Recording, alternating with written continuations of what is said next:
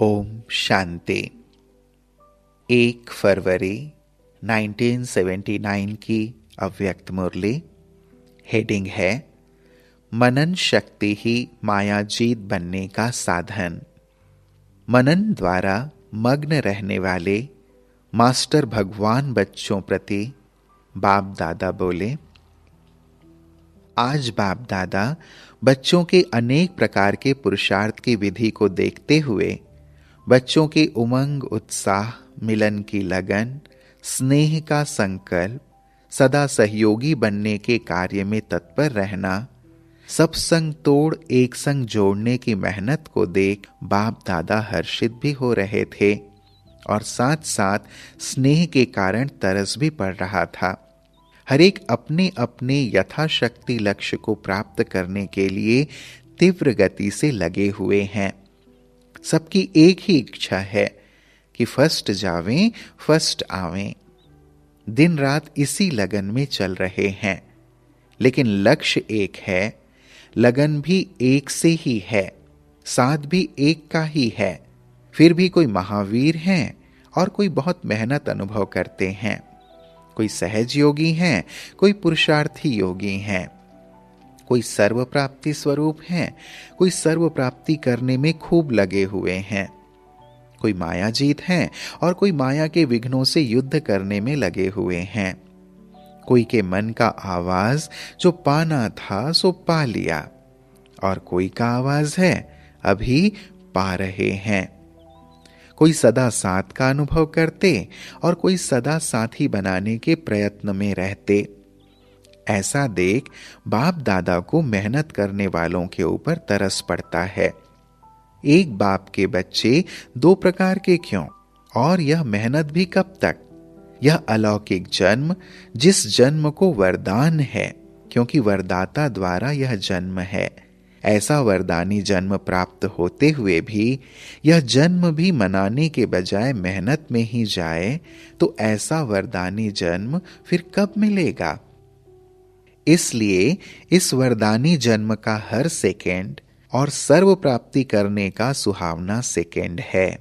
ऐसे समय को पाने के बजाय मेहनत में लगाना क्या अच्छा लगता है? चाहते भी नहीं है, फिर भी कर लेते हैं। क्यों? आज बाप दादा ने विशेष कारण देखे। मूल कारण है जो चाहते नहीं हो लेकिन परवश हो जाते। किसके वश हो जाते हो?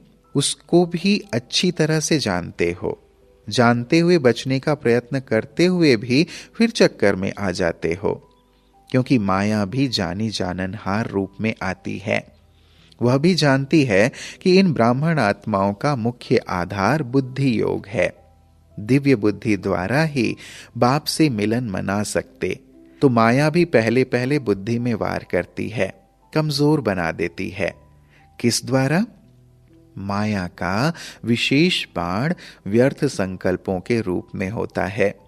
इस बाण द्वारा दिव्य बुद्धि को कमजोर बना देती है और कमजोर बनने के कारण परवश हो जाते हैं। कमजोर व्यक्ति जो चाहे वह नहीं कर पाते, इसलिए चाहते हो लेकिन कर नहीं पाते हो। इस कारण का निवारण सर्वशक्तिवान बाप द्वारा जो प्राप्त हुआ है, उस शक्ति को कार्य में नहीं लगाते हो। वह विशेष शक्ति है मनन शक्ति। मनन शक्ति को यूज करना नहीं आता। मनन शक्ति ही दिव्य बुद्धि की खुराक है। खुराक को न खाने से कमजोर बन जाते और कमजोर होने के कारण परवश हो जाते। मनन शक्ति का विस्तार बहुत बड़ा है, लेकिन विधि नहीं आती। जब से ब्राह्मण जन्म हुआ तब से अभी तक डायरेक्टर बाप द्वारा जीवन के कितने टाइटल सुने हैं। अगर वर्णन करो तो पूरी लंबी माला बन जाए। भक्ति मार्ग में भी सुमिरन करने के अभ्यासी हैं, एक एक मड़के पर सुमिरन करते हैं। भक्ति में सुमिरन शक्ति है और ज्ञान में स्मृति की शक्ति है। जब भक्त आत्माएं अपनी शक्ति को नहीं भूलती, अल्पकाल की विधि से अल्पकाल की सिद्धि को पाती रहती हैं, तो आप ज्ञानी तो आत्माएं स्मृति की शक्ति की विधि को क्यों भूल जाते हो? अगर रोज अमृत वेले अपने एक टाइटल को भी स्मृति में लाओ और मनन करते रहो तो मनन शक्ति से सदा बुद्धि शक्तिशाली रहेगी। शक्तिशाली बुद्धि के ऊपर माया का वार नहीं हो सकता, अर्थात परवश नहीं हो सकती। तो मूल कारण है बुद्धि की कमजोरी, और कमजोरी का निवारण है मनन शक्ति। जैसे आजकल की विशेष आत्माएं अर्थात पढ़े लिखे लोग, जैसा कार्य होगा, जैसा स्थान होगा, वैसी अपनी ड्रेस चेंज करते हैं। आपके जड़ चित्रों का भी हर समय ड्रेस चेंज करते हैं। भविष्य देवताई रूप में भी हर कार्य की ड्रेस अलग अलग होगी। यह संस्कार भविष्य का वर्तमान के आधार पर है। इस समय का फैशन व रीति रस्म सतयुग में तो चलेगी, लेकिन आपके जड़ चित्रों में भी रस्म चलती आ रही है। तो संगम युग की रीति रस्म कौन सी है? जैसा कार्य करते हो वैसे टाइटल प्रमाण अपना स्वरूप याद रखो। सबसे ज्यादा फैशनेबल संगम युगी ब्राह्मण हैं। जैसा समय वैसा स्वरूप। यह स्वरूप भी आपकी ड्रेस है। जैसी स्मृति वैसी वृत्ति, वैसी दृष्टि और वैसी स्थिति अर्थात स्वरूप। जैसे आजकल का फैशन है ना, जैसा श्रृंगार वस्त्र भी वैसे, तिलक भी वैसे लगावेंगे तो आंखों का श्रृंगार भी वैसा करेंगे।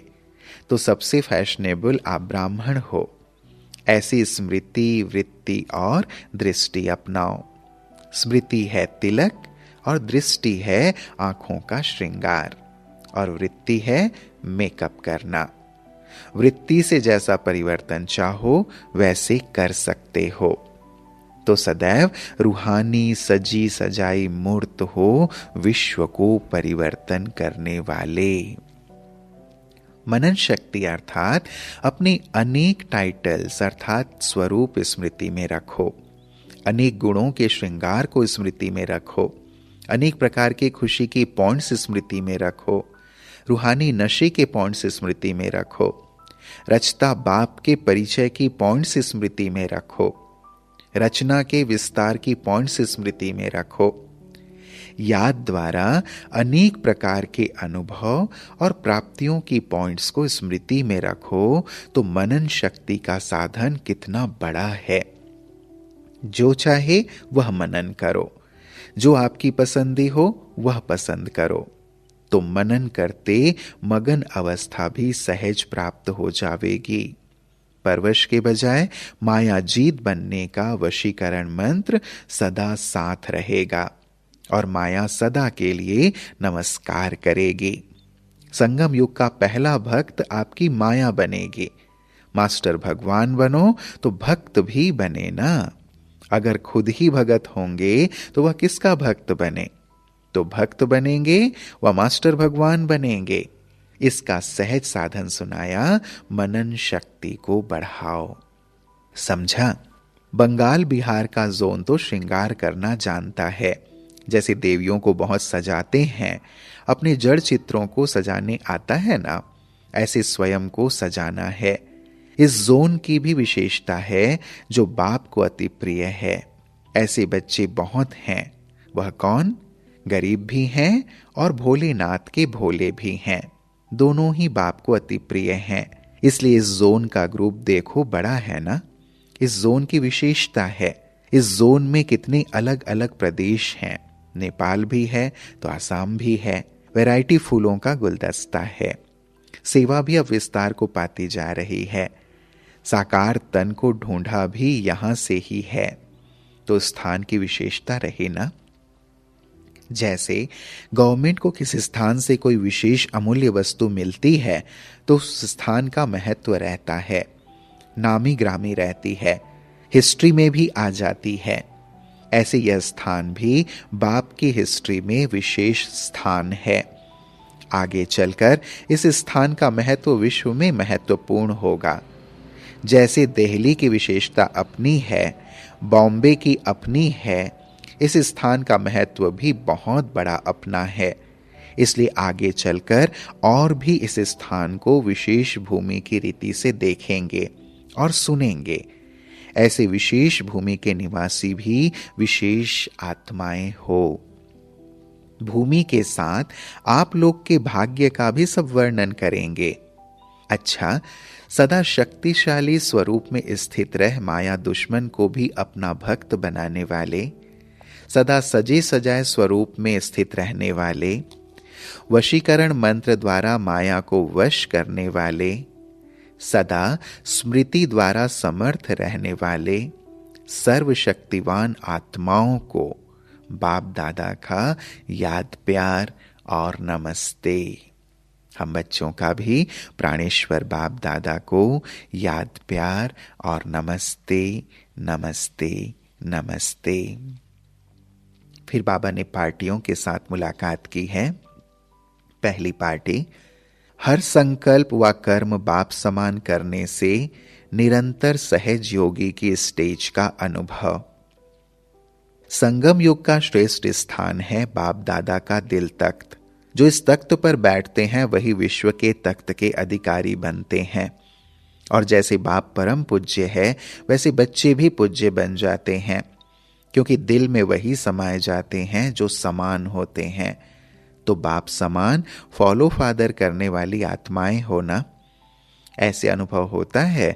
जो बाप की स्मृति वह बच्चों की स्मृति, जो बाप के गुण वह बच्चों के गुण, जो बाप का कर्तव्य वह बच्चे का। इसको कहा जाता है फॉलो फादर। जो भी संकल्प व कर्म करो तो पहले चेक करो कि बाप समान है।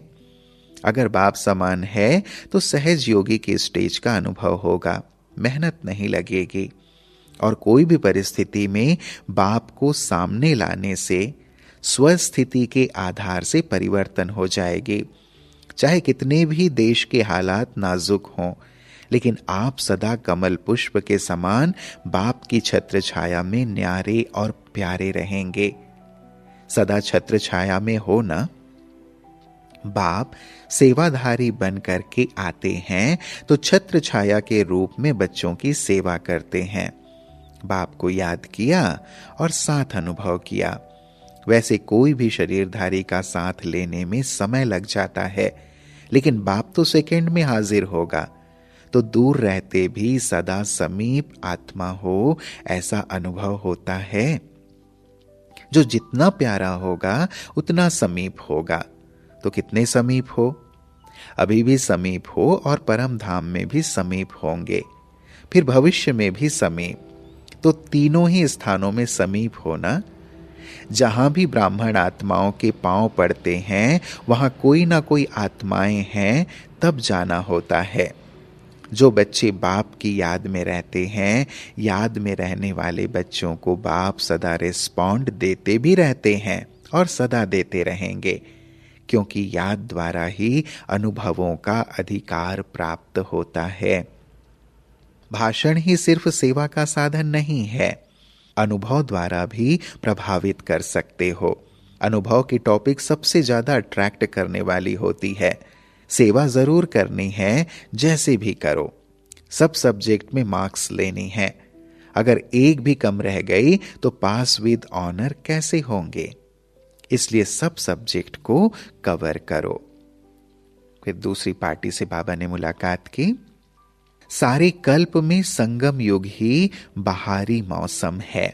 सदा बहार के समान खिले हुए पुष्प खुशबूदार रूहे गुलाब अपने को समझते हो। जब बहार का मौसम आता है तो सब फूलों में रंगत आ जाती है, खिल जाते हैं, सुंदर लगते हैं। संगम युग भी सारे कल्प के अंदर बहारी मौसम है, जिसमें हर एक आत्मा रूपी पुष्प खिला हुआ रहता है।